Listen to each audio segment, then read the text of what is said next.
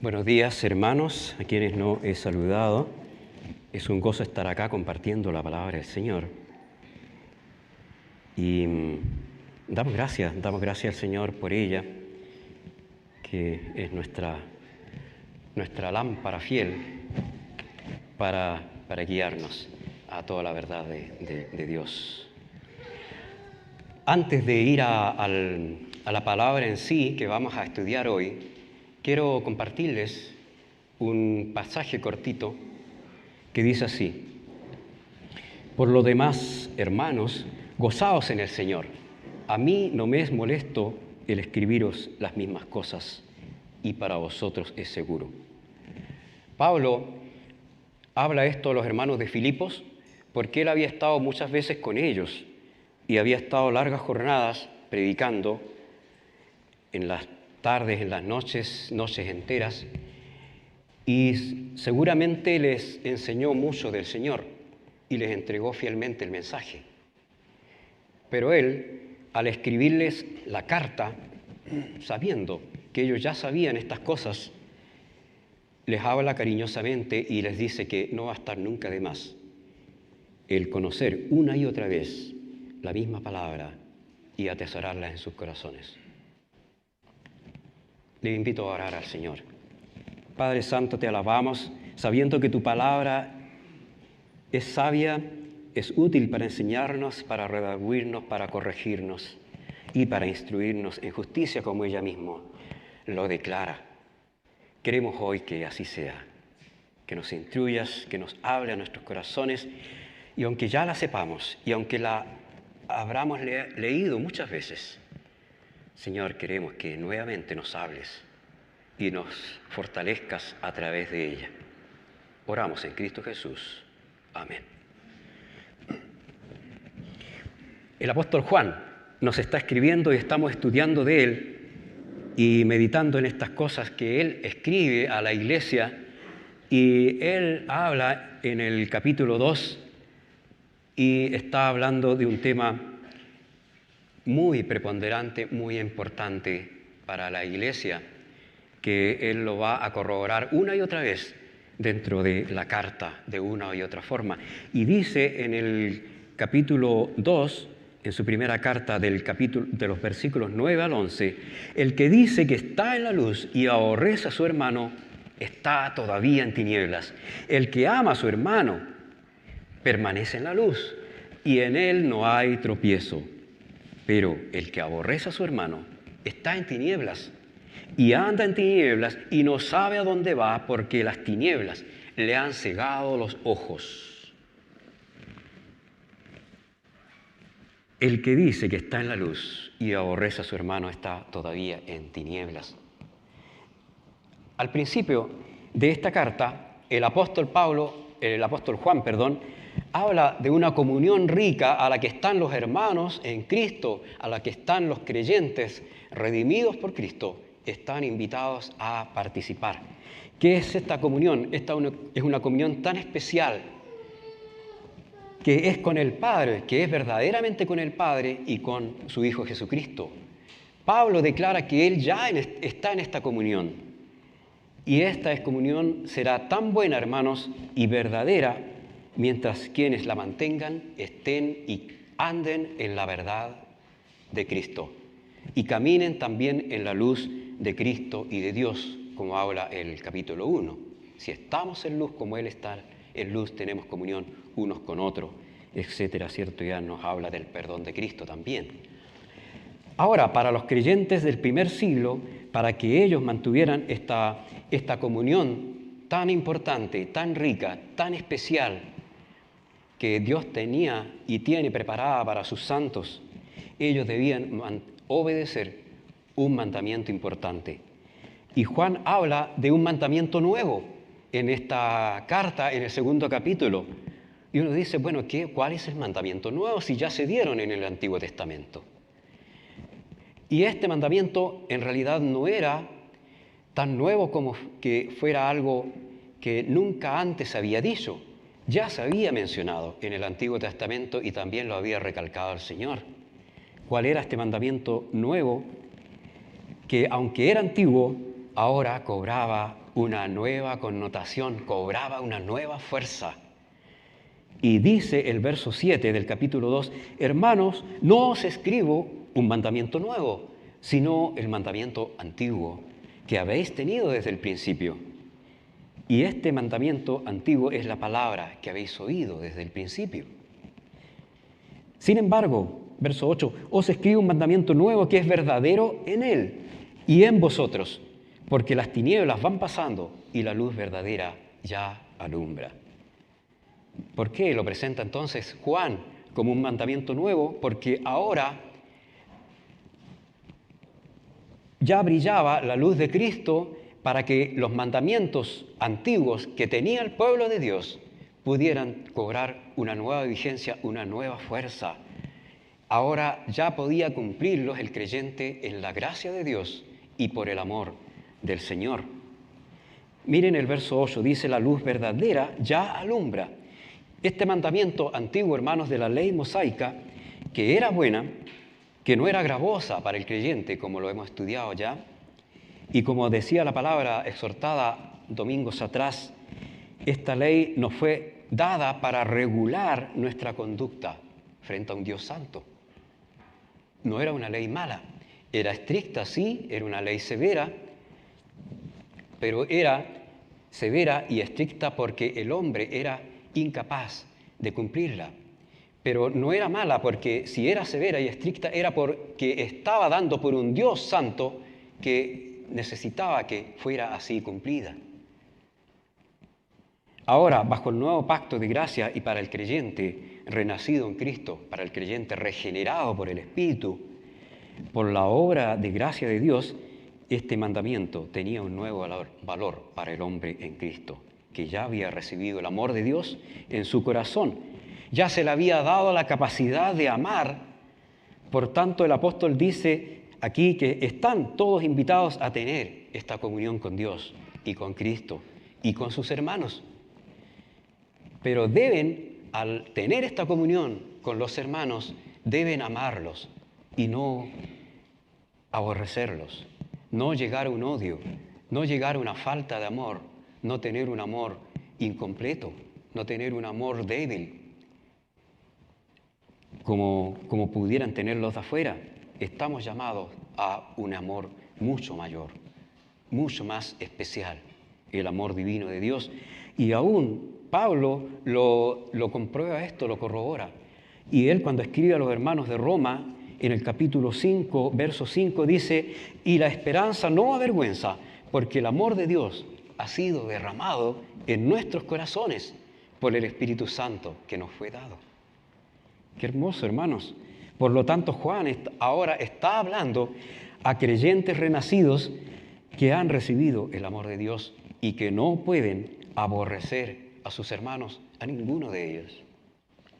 Eso, hermanos, no ha cambiado, porque el Espíritu Santo derrama su fruto sobre el creyente en el momento que tú has conocido a Cristo, que has sido limpiado, que has sido sanado de tus heridas del pecado, que eres una nueva criatura en Cristo, como dice 2 Corintios 5:17. En ese momento ya tú tienes una nueva esperanza, tú tienes un nuevo amor en Cristo. Y además el Espíritu Santo, como es la promesa, va a poner el fruto suyo en tu corazón. Obviamente, yo sé que muchos de acá lo sabemos, pero es necesario siempre considerarlo, hermanos, cuando se trata de hablar y de considerar cuál es el amor que tenemos a nuestros hermanos. Eso no ha cambiado. Gálatas 5:22 nos habla de que sobre nosotros ha sido derramado su fruto, amor, gozo, paz, paciencia, benignidad, bondad, mansedumbre, templanza. Y todas estas características van a complementar el amor de Dios, que es el primer fruto ahí, es la primera característica del fruto del creyente, que tiene el creyente, que es obviamente que lo da el Espíritu Santo. Estas características van a ayudar. Si el Espíritu Santo me da mansedumbre y paciencia, yo puedo tener estos recursos también para cuando tengo que amar a mi hermano, no preocuparme de que a lo mejor no tengo las mismas ideas de Él, tal vez no tengo la misma forma de operar, de actuar, pero lo puedo amar en el Señor. Y tal vez, hermanos, si somos minuciosos revisando la palabra, vamos a ver que no es una posibilidad, no es algo para considerar, es un mandato. Yo no estoy obligado a comprender a mi hermano, pero sí estoy obligado a amarlo. Juan tiene que advertir que quien está aborreciendo a su hermano está en tinieblas, sencillamente, y no en la luz de Cristo, ya no está en comunión con Dios, a la comunión que fue llamado con el Padre y con el Señor Jesucristo y con sus hermanos, a esa comunión a la que es insertado cuando llega al seno de la iglesia. No puede estar en ella si va a haber algo de odio en su corazón. Si yo tengo una pizquita de odio hacia mi hermano, ya no tengo un amor verdadero, ya no tengo un amor completo hacia él. Yo no voy a estar en la luz de Cristo, sino que voy a estar en las tinieblas. Fíjense que el verso 10, en el versículo 10 afirma que quien ama a su hermano está en la luz y en él no hay tropiezo. Pero quien odia a su hermano puede tener, sí, muchos tropiezos, porque va ciego, no sabe a dónde va. ¿Has caminado alguna vez por la oscuridad? No sé si has tenido esa sensación. Sí, yo sí. He estado en partes donde me coloco las manos aquí y no las veo. Y entonces uno camina a tientas, como haciendo así, y probando si el próximo paso es, no me voy a caer, si con el próximo paso voy a poder seguir caminando. Y realmente es algo que da una inseguridad muy grande. Así es, esa inseguridad tengo cuando no amo a mi hermano, porque sé que el Señor no aprueba ese amor tan débil, ese amor tan escuálido. Estoy llamado a amarlo verdaderamente. Y es también lo que afirma el versículo 11, que complementa esta idea del versículo 10, hermanos, y dice, y confirma esta verdad: el que aborrece a su hermano está en tinieblas, pero agrega, y no sabe a dónde va. No solo ha perdido la comunión con Dios, sino la dirección de Él. No sabe a dónde va, no va a discernir en su decisión. No va a tener un claro pensamiento de si a dónde va, si la decisión que va a tomar es buena o es mala. No va a tener esa dirección de Dios que necesita todo hijo de Dios que ama a Dios y que ama a su hermano. Por tanto, las tinieblas le han cegado los ojos y la luz de Cristo ya no estará guiándole. La guía del Señor es preponderante, hermanos, en el creyente, así como la palabra de Dios deberá estar siempre presente para guiarnos paso a paso, como lo corrobora el Salmo 119, verso 105. La palabra de Dios es lámpara a mis pies. Yo no puedo ir sin ella si ella no me va mostrando paso a paso por dónde voy. Sin ella soy ciego porque no voy a saber a dónde ir. En el capítulo 3, el apóstol Juan va a hablar a los hermanos también algo en cuanto a esto. En el capítulo 3, del verso 14 y 15, dice: nosotros sabemos que hemos pasado en muerta vida en que amamos a los hermanos. El que no ama a su hermano permanece en muerte. Verso 15, todo aquel que aborrece a su hermano es homicida. Y sabéis que ningún homicida tiene vida eterna permanente en él.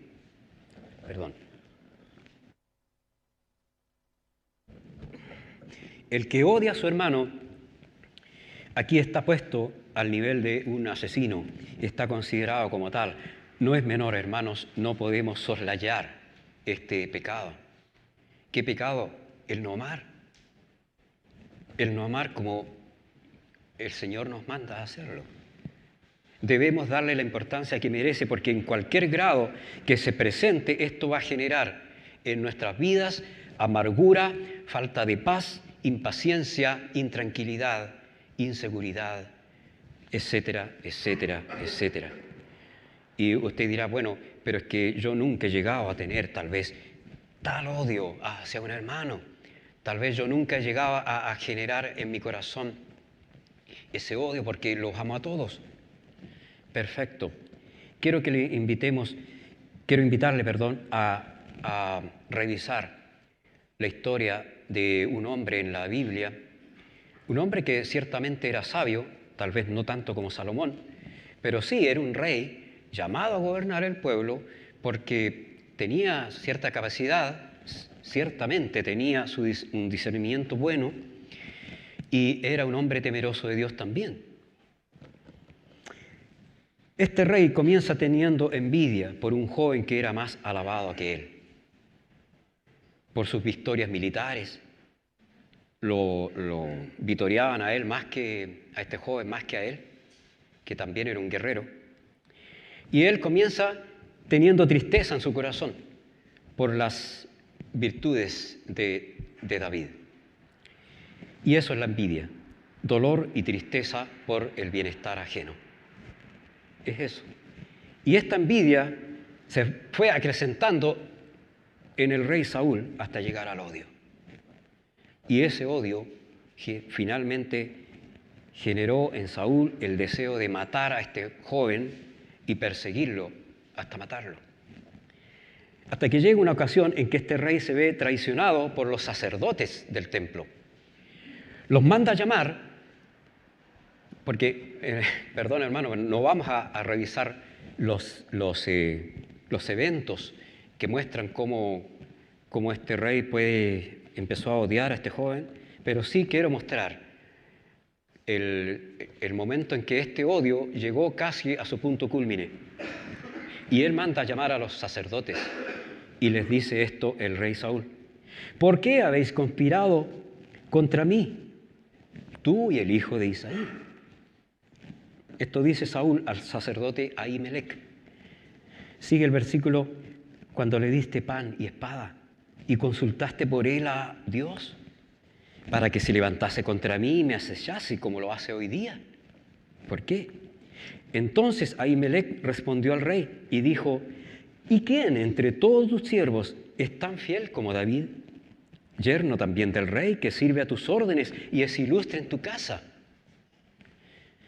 Pero Saúl no entendió estas razones que le daba el sacerdote, porque estaba cegado de odio hacia David. Y el verso 17, en ese mismo capítulo, dice: entonces dijo el rey a la gente de su guardia que estaba alrededor de él: volveos y matad a los sacerdotes de Jehová, porque también la mano de ellos está con David. Pues sabiendo ellos que huía, no me lo descubrieron. Pero los siervos del rey no quisieron extender sus manos para matar a los sacerdotes de Jehová. Dice así la palabra de Dios. Hermanos, bien dice el versículo 11: el que anda en tinieblas no sabe a dónde va. El odio de Saúl a David llevó a este rey a perder el buen juicio, a perder la lealtad de sus propios siervos, a ser juzgado por un sacerdote, a perder también su reino. Él perdió la dirección y perdió el control de sí mismo, como podemos decir hoy también. Un creyente, hermanos, un creyente renacido espiritualmente, regenerado por la obra del Espíritu Santo, no puede dar lugar en su corazón o en su mente al odio y a ningún pecado que pueda llegar a dar lugar a este sentimiento. La palabra de Dios nos dice, nos amonesta en muchos lugares, en muchas partes. Pablo escribe a los hermanos de Filipo y le dice: no mirando cada uno los demás como superiores a él mismo, no mirando cada uno por lo suyo propio, sino también cada cual por lo de los otros. Si dejamos de considerar estas ordenanzas vitales, estas ordenanzas en las que se va a sustanciar nuestro amor, por las cuales vamos a poderlo canalizar.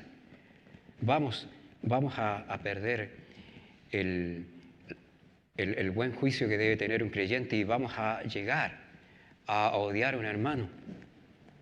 No podemos hacerlo, ni siquiera, hermanos, podemos odiar a un pecador. Debemos amarle y tenerle lástima. No amar porque peca, no amar ni consentir con su pecado, pero sí debemos de tener amor por él, misericordia y llevarle el mensaje de salvación. Si amamos a Dios, necesariamente y seguramente, ciertamente, vamos a amar también a nuestros hermanos.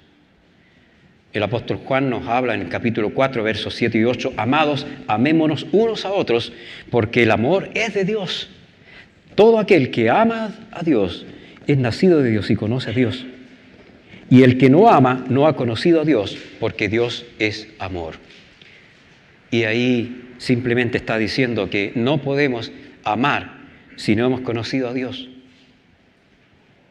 Y el amor verdadero se va a sustentar en el amor a Dios. Si amamos verdaderamente a Dios, vamos a amar a nuestros hermanos y ese amor se va a sustanciar de una u otra forma en tolerancia, en paciencia, en mansedumbre, en humildad hacia ellos.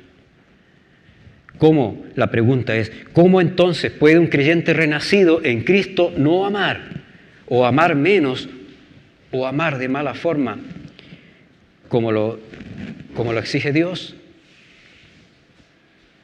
¿Cómo podemos no amar a un hermano? ¿Cómo puede un creyente llegar a esta condición? ¿No es un verdadero renacido entonces? ¿Qué pasó? Vamos a ir a ver otro ejemplo que nos puede dar algunas luces en estas interrogantes. Hay en el Nuevo Testamento se habla de una iglesia cristiana donde se empezaron a generar odios y rencillas entre hermanos. Una iglesia de hermanos cristianos, de hermanos lavados, limpiados, perdonados por la sangre de Cristo. Eran todos perdonados estos hermanos, obviamente, y si eran perdonados por el Señor, se supone que tienen que haber estado tan agradecidos a Dios que tenían que haberse amado unos a otros con el amor entrañable de que habla la palabra. ¿Qué pasó? Vamos a ver lo que le escribe el apóstol Pablo a ellos. Y estos hermanos, aún en la carta, Pablo reconoce que ellos tenían muchos dones, que eran hermanos muy completos, tenían mucha capacidad para tener una iglesia en pie y para poder propagar también el Evangelio a todos los que quisieran conocer el mensaje.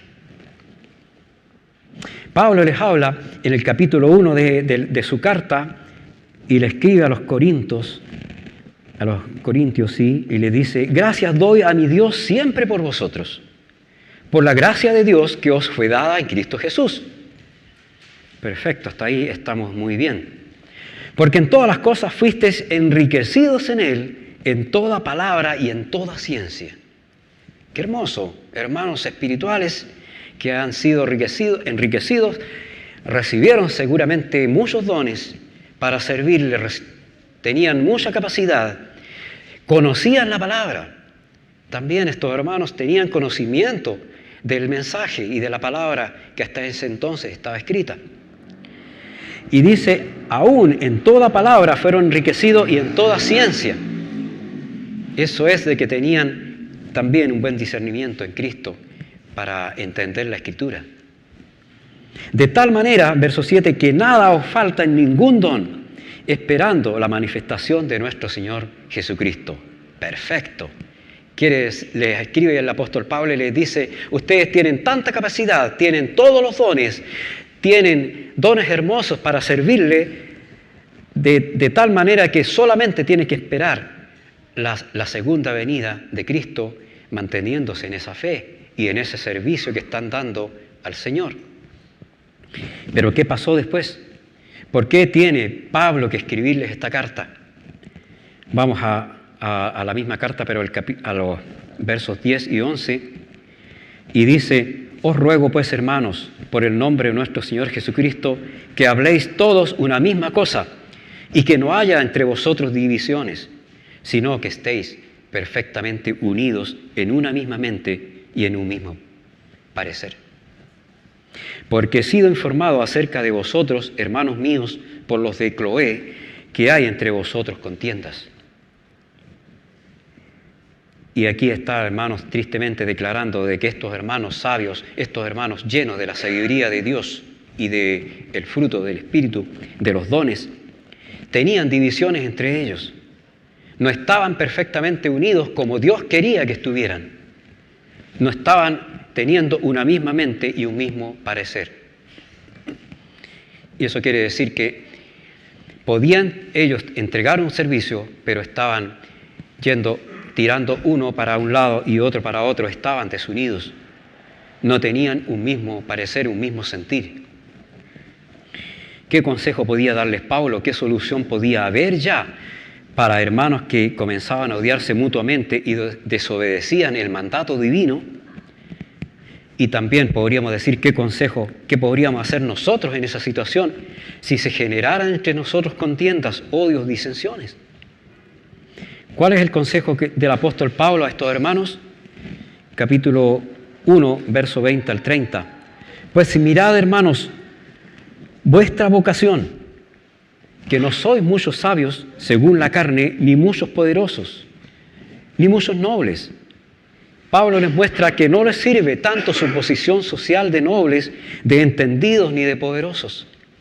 Pablo le está diciendo eso, no pueden estar confiados en vuestra capacidad humana, porque Dios no les ha escogido por esa razón. Y aún les dice, mirad vuestra vocación. Fijarse, hermanos, cuál es nuestra vocación en Cristo. Esto es lo que le dice el apóstol Pablo a los hermanos de Corinto. Pero es también la advertencia para nosotros hoy. ¿Cuál es nuestra vocación de creyentes? ¿A qué hemos sido llamados? A vivir para glorificar a Dios y para seguir a Cristo en santidad. Y eso lo reitera Pablo en varias partes en su carta a los Efesios o en Colosenses. Efesios 1:6, para alabanza de la gloria de su gracia, por la cual hemos sido llamados. Pablo les muestra que no les sirve estos recursos humanos. Dios no les ha escogido, Dios no les ha perdonado para que ellos anden en desunión. Y más aún, Él los va a avergonzar a estos hermanos y les va a mostrar que Dios no escogió a los sabios, Dios no escogió a los más eruditos ni a los nobles.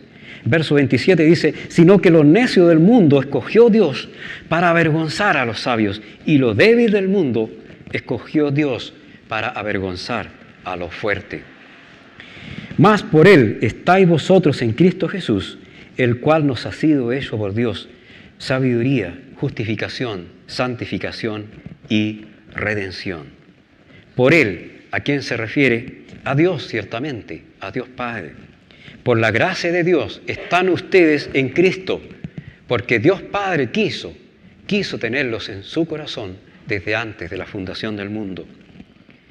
Dios Padre fue la voluntad soberana de Dios que permitió que tú y yo fuéramos santos y sin mancha delante de Él, y por la obra de Cristo llegáramos a ser salvos y santos y justos.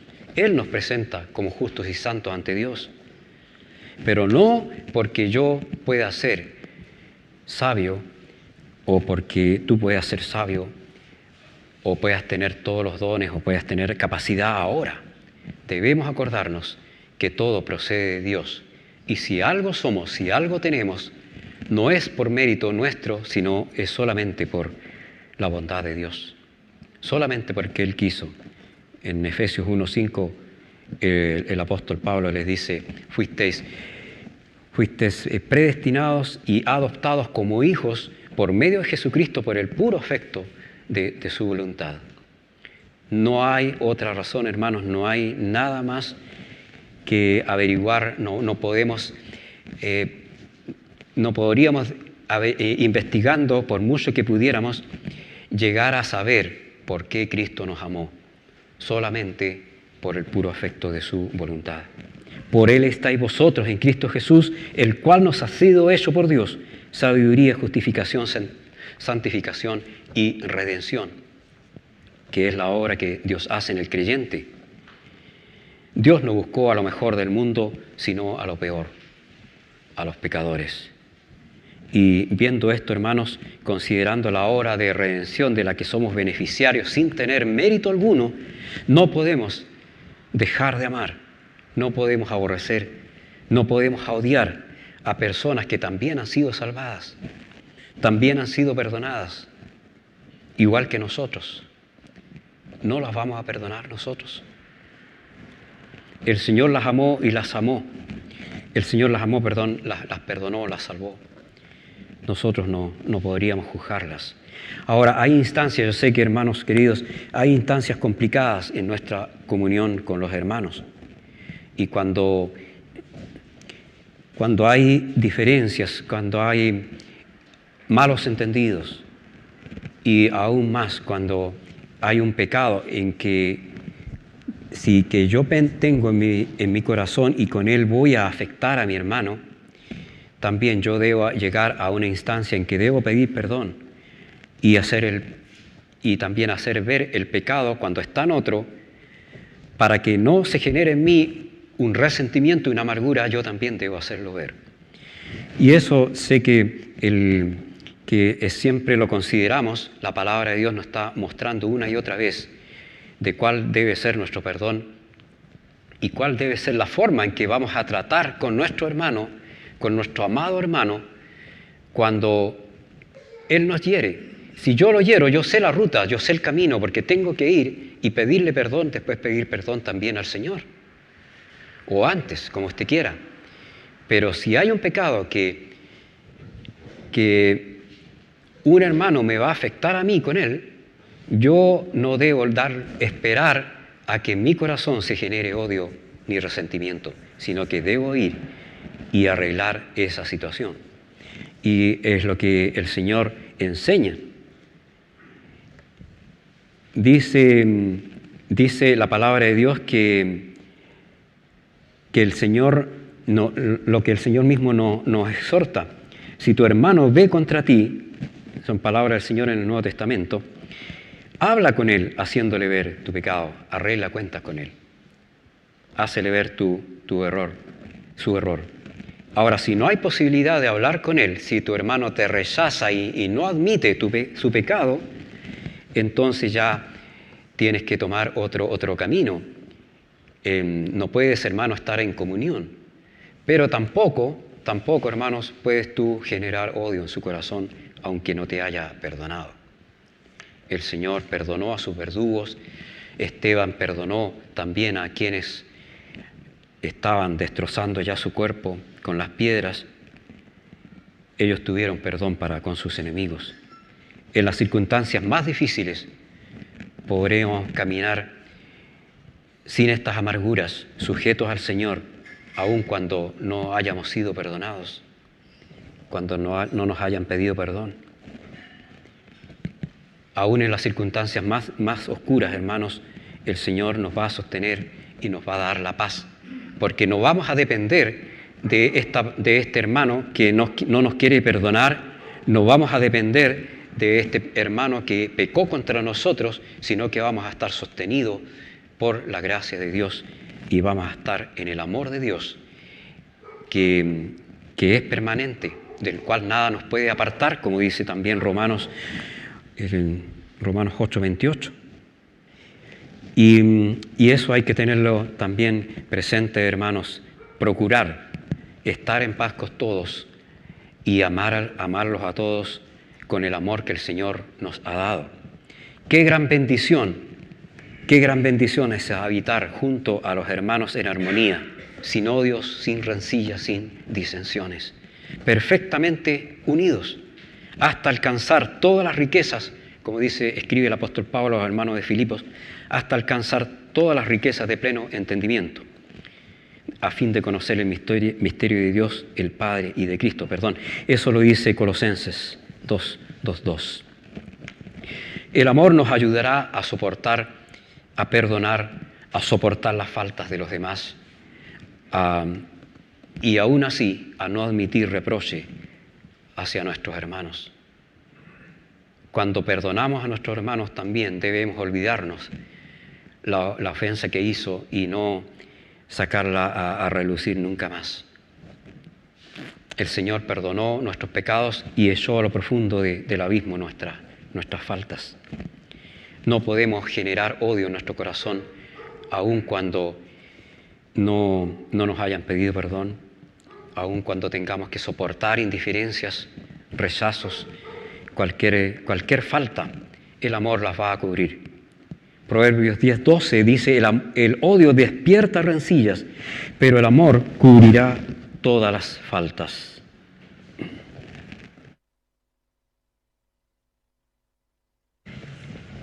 Hay un capítulo hermoso en la primera carta que el apóstol Pablo escribe a los hermanos de Corinto y que nos va a ayudar a considerar también lo que es el verdadero amor al Señor y a los hermanos. En 1 Corintios 13, 1 y 2 dice, si yo hablase lenguas humanas y angélicas y no tengo amor, vengo a ser como metal que resuena o címbalo que retiñe. Y si tuviese profecía y entendiese todos los misterios y toda ciencia, y si tuviese toda la fe, de tal manera que trasladase los montes y no tengo amor, nada soy. Y Pablo aquí está dando a entender de que nada puede reemplazar el amor. Ni siquiera la más grande de todas las erudiciones, de la más grande de las sabidurías. Si no tengo amor, no saco nada con ser sabio. Si no tengo amor, no saco nada con tener mucho conocimiento. Vengo a ser, como dice el apóstol Pablo, como un metal que suena como fierro viejo, como algo que retiñe, que es odioso a los oídos. Si aún, hermanos, tengo todos los dones y tengo toda la sabiduría, si aún conozco toda la palabra y me sé pasajes largos de memoria y puedo recitar textos preciosos, pero no amo a mis hermanos, nada soy.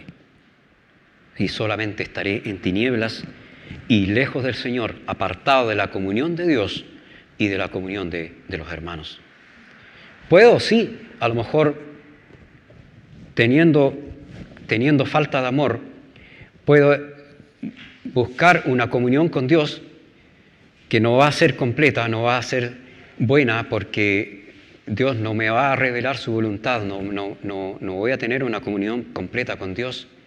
Y puedo decir a mis hermanos, sí, estoy en comunión con ustedes, quiero estar en comunión con ustedes, pero no voy a ser completamente de bendición. Y no puedo confiar en que Dios me vaya a usar para sus propósitos estando en esa condición tampoco. En el verso 3 dice, y si repartiese todos mis bienes para dar de comer a los pobres, y si entregase mi cuerpo para ser quemado y no tengo amor, de nada me sirve. Y el verso 4 ya describe qué es el amor. El amor es sufrido, es benigno, el amor no tiene envidia, el amor no es jactancioso, no se envanece, no hace nada indebido, no busca lo suyo, no se irrita, no guarda rencor, no se goza de la injusticia, más se goza de la verdad. Todo lo sufre, todo lo cree, todo lo espera, todo lo soporta. Hermano querido, ¿cuánto soportas por tus hermanos? ¿Cuál es tu disposición? ¿Cuál es tu compromiso por servirles en amor y por soportar sacrificios para servirles?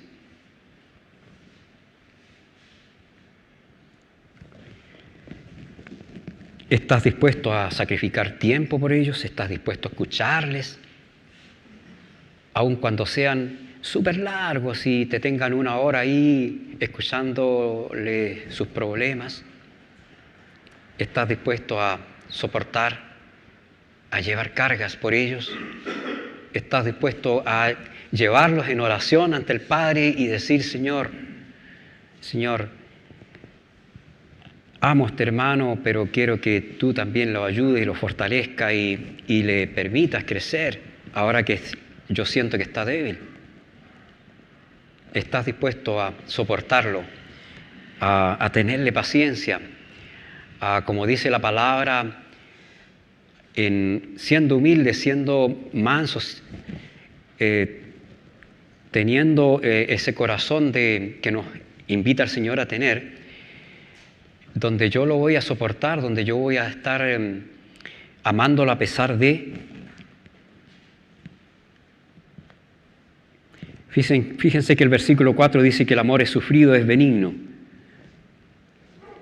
Si el Señor ha puesto su amor en mi corazón para que yo ame a sus hermanos, ese es el amor que yo puedo dar con tal de que no llegue a odiar a nadie, ¿cierto? No podría tener un sentimiento así. Podría a lo mejor pensar que ya he soportado bastante, que el hermano es muy complicado y me cuesta amarlo. Pero el Señor me manda a no tener un amor tan superficial que diga, bueno, voy a amar a todos mis hermanos por parejo y no importa que que este hermano a quien me cuesta amar, me cuesta soportar porque me es más complicado, voy a tener un amor, amarlo pero hasta cierto punto. Y llegamos a tener un amor que solamente es tolerable, que es tolerante. Pero el apóstol Pablo aquí está diciéndolo a estos hermanos de Corinto, tan capaces, tan sabios, que ellos tienen que tener un amor dispuesto a sufrir por sus hermanos. Un amor benigno, pero un amor que todo lo sufre, todo lo cree, todo lo espera y todo lo soporta. No podemos tener un amor superficial, un amor general, perfecto, no, si yo amo a todos mis hermanos y los voy a echar en ese saco grande, ¿cierto?, donde tengo un afecto, un cariño, que puede ser hermoso, pero no puede a lo mejor ser perfecto. Y el Señor quiere que tú tengas el amor perfecto con que te ha amado, el amor con que Él sufrió, llevando la cruz en el Calvario por tu pecado. Ese amor quiere que el Señor tenga por tus hermanos. No es un amor superficial, no es un amor cualquiera. Y es un amor tan perfecto que está dispuesto también a sufrir por el hermano.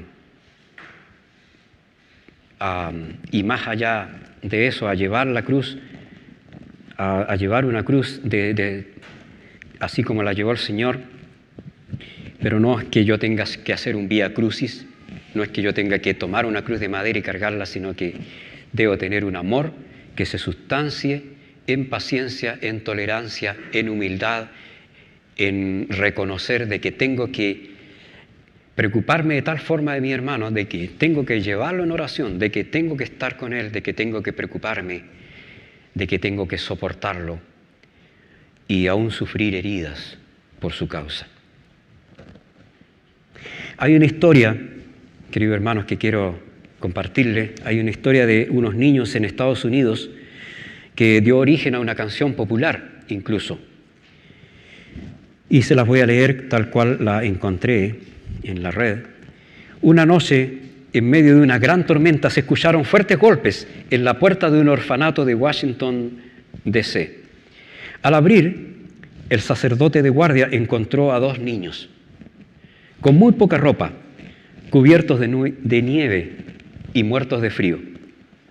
El mayor cargaba al más pequeño a su espalda. «Entren enseguida, por favor, les tengo acá adentro abrigo y alimento», dijo el hombre.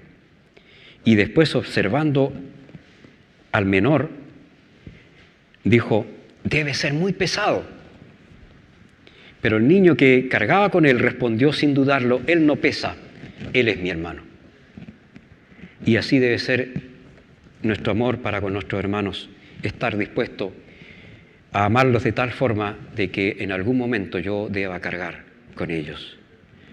Y el apóstol Pablo habla también de sobrellevar nuestras cargas unos a otros, y debemos cargarnos unos a otros. Cuando mi hermano no pueda caminar, firme en la fe, yo debo tomarlo en brazos, llevarlo sobre mis hombros y decirle al Señor: aquí está mi hermano, no me pesa porque es mi hermano, sino que lo amo. Y quiero que también tú lo ames y le ayudes a estar nuevamente en comunión, en la comunión que yo quiero tener con Él. Y a luchar por su bienestar, su progreso espiritual.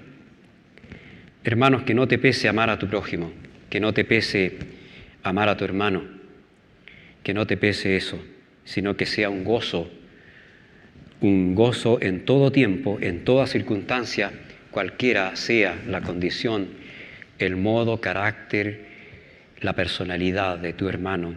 ¿Es tu hermano? También a él lo amó el Señor. Y a semejanza de Cristo también tenemos el ejemplo, el mayor ejemplo, tenemos el mejor parámetro, la mayor vara del amor de Dios, la mayor vara está ahí, en ese amor de Dios. De tal manera amó Dios al mundo. Primera Pedro 2:24 nos dice: quien llevó él mismo nuestros pecados en su cuerpo sobre el madero, para que nosotros, estando muertos a los pecados, vivamos a la justicia, y por cuya herida fuisteis sanados. Oremos al Señor. Padre Santo, te alabamos, honramos tu nombre y te exaltamos, sabiendo que tú nos has amado desde antes de la fundación del mundo. En tus decretos, en tu voluntad santa, estuvo el amarnos, estuvo que nuestro Señor Jesucristo viniera a la cruz, a cargar la cruz por nosotros. Y a Él no le pesó, no le pesó sufrir los azotes, cargar la cruz sobre su cuerpo herido y soportar los clavos en sus manos para amarnos, para que nosotros pudiéramos ser perdonados, para que nosotros, que nos cuesta amar, pudiéramos ser amados por Él y por el Padre. Señor, que haya en nosotros el suficiente amor para tener una rica comunión con nuestros hermanos, una comunión verdadera, una comunión hermosa que es contigo también y con el Padre. Bendice, Señor, nuestra comunión de iglesia. Guárdanos en tu amor y que tu amor también se perfeccione en nosotros para que podamos amar de tal manera como amaste tú. Oramos en Cristo Jesús, nuestro amado Señor. Amén. Amén.